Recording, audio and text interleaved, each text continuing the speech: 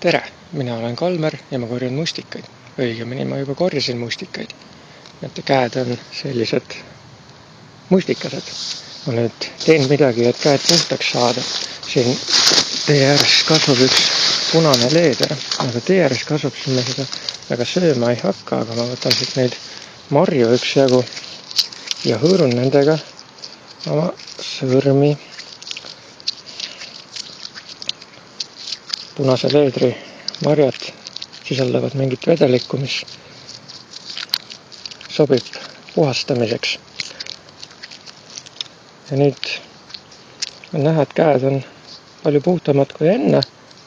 Natukene siin veel on näha mustikast osa. Mis teiselt poolt ka. Ja nüüd peale seda hõõrumist võib käed isegi selliseks jätta, aga mina lasen, kuna mul siin lähedal on üks veekokku parajasti, siis pistan käe korraks vette. Oi, see on mingi sogane vesi. Käed on pärast seda veel mustanud.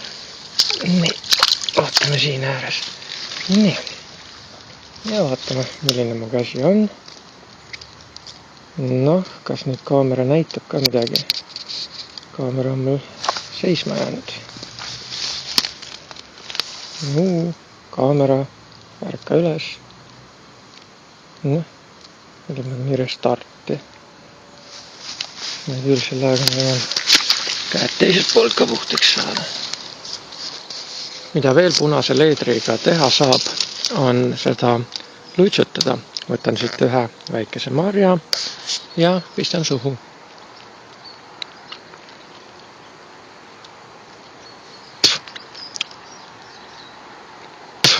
Seemne süütan välja sellepärast, et seeme on mürgine.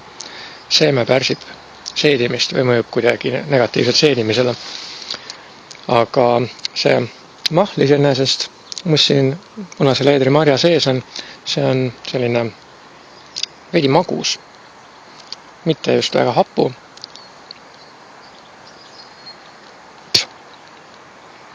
Ja siis võib see seeme jääda kusagil keele ja hammaste vahele. See süütan välja. Et siin lindudele meeldib neid noksida ja lindudest jäävad seemned järele.